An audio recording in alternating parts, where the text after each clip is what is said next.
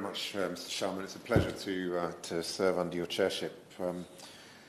I'd like to start by thanking the Honourable Member for Mid-Derbyshire for securing this vitally important debate, and to pay tribute for her for the excellent work she's doing in this area, and also for the very powerful way that she made the case to her colleague, the Minister. And I'm sure he was listening carefully to her words and her exhortations.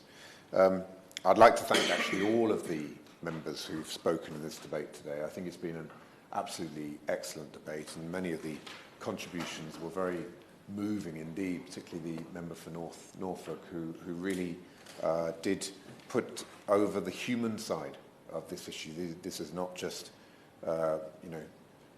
people. These are people. These are family.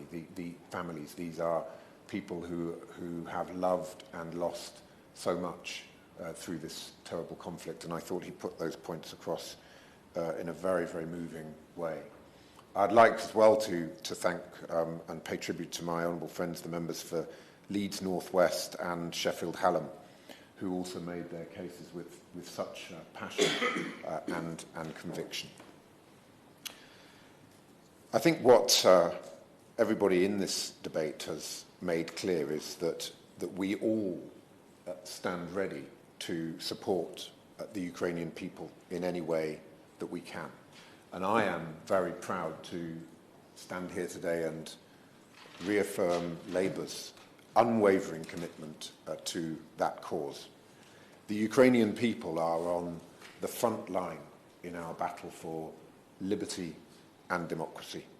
And we owe a tremendous debt of gratitude to President Zelensky and to the bravery and resilience of the Ukrainian people in the face of Putin's barbaric and illegal invasion.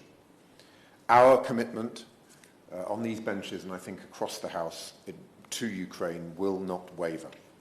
And if Labour is fortunate enough to form a government after the general election, we will be honoured to continue to stand shoulder to shoulder with Ukraine in its fight for freedom. The Labour Party has always supported the resettlement schemes for Ukrainians, the topic of our debate here today, and we will certainly continue to do so. We are immensely proud of the generosity and warmth of the British people in opening their doors to the Ukrainians, and very proud indeed of members across this House who have hosted Ukrainians in their homes. It's been truly inspiring to see 200,000 households offering to host Ukrainians, largely women and children fleeing from the Russian invasion. The initial 3-year visa offer comes to an end for the very first of those Ukrainian refugees just over 1 year from now. And while we hold firm to our belief that the Ukrainian people will triumph and they will win this war, we are of course realistic that it may well not be safe for Ukrainians to return to their homes as early as 2025. We therefore fully expect and urge the government to extend the Ukrainian visa schemes well in advance of the general election. Because, as every speaker in this debate has stated, families require that certainty. They need to be able to plan for their futures. Many parents will have children at school here in the UK, and they will need to be able to make appropriate plans.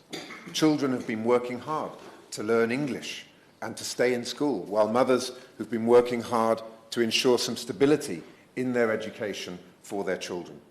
Other parents will need to address uncertainty about their jobs. But there are still challenges for them in the lack of coordination between the Ukrainian and British education systems. With every single point you say, but wouldn't it be a remarkable and extraordinary and fantastic gesture that, given it's 2 weeks on Saturday, the 24th of February, since the invasion of Ukraine took place, that the government turned round and said they are now prepared to offer an extension to all those that are currently in the UK along the same lines as what's been offered to those that are on the work scheme, which is coming from Ukraine. Does he agree that's what the government should do? Hear, hear. I thank the honourable gentleman for that intervention. I must say I think that's an excellent point. It hadn't actually occurred to me in all of the thinking about this that the 24th of February is indeed the anniversary of that dark day in Europe's history when that invasion took place, and how appropriate and fitting it would be if the UK government were to confirm what we're asking them to confirm on that date, on the 24th of February, unless, of course, the Minister is prepared to do it here today. So for another point around this issue around education is that Ukrainian teenagers who are in year 10 at the moment will have exams next year. If their Homes for Ukraine visa runs out 2 months before they're due to take those GCSE exams, what are they going to do? They must be allowed to complete these qualifications. Or an 18-year-old Ukrainian, for example, taking A-levels this year, who wants to train to be a doctor, for example, can they apply to university in the UK, or will their visa and their university support be taken away after 6 months? For the sake of children who have already faced a huge amount of disruption, I urge the government to give them early reassurance by announcing the plans for visa extensions and for what happens at the end of the 3-year visa as soon as possible. We on these benches and Ukrainians across the length and breadth of our country are therefore fervently hoping that the Minister will give this reassurance, if not today, then in the very near future, and by, perhaps as the Honourable Gentleman suggested, by the 24th of February at the latest.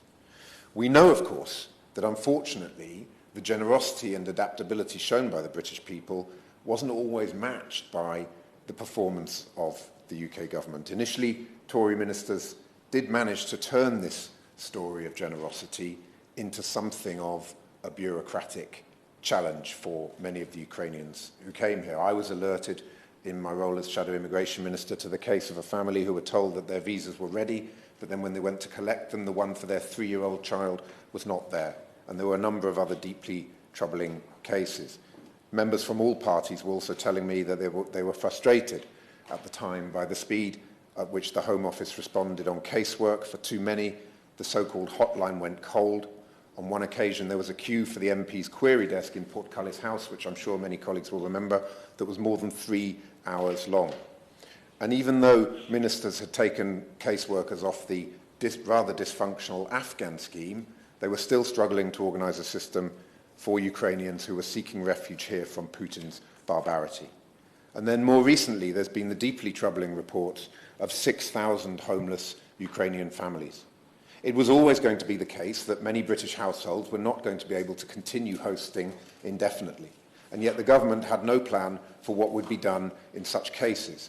I wrote to the then Refugees Minister, the Noble Lord Harrington of Watford, in September 2022, warning him of the emerging homelessness crisis when at the time there were 1,300 Ukrainian families already facing homelessness. I asked why more wasn't being done to match up the huge surplus of hosts with the families who were becoming homeless, and I did set out a number of other questions. Unfortunately, as has been a bit of the story of the last few years, the Minister promptly resigned and I didn't receive a reply. So the ministerial merry-go-round continued, and with a total of 6,000 Ukrainian families later reported to be homeless. It would therefore be extremely helpful if the government could set out what his plans are in terms of what he will do right now for these homeless Ukrainians. And perhaps he could answer the following 3 specific questions on that point. Does he know how many Ukrainians are indeed homeless? What additional funding and support is central government giving local authorities to end all homelessness, including rapidly increasing refugee homelessness and specifically Ukrainian homelessness? And third, what work is being done to increase the number of hosts on the Homes for Ukraine scheme and to raise awareness of the need for Britain to continue to play its part in supporting the Ukrainian people? But above all, Mr. Sharma, could the Minister please be clear on when we can expect confirmation that the government will do the right thing and extend these Ukrainian visa schemes? Thank you, and Slava Ukraini.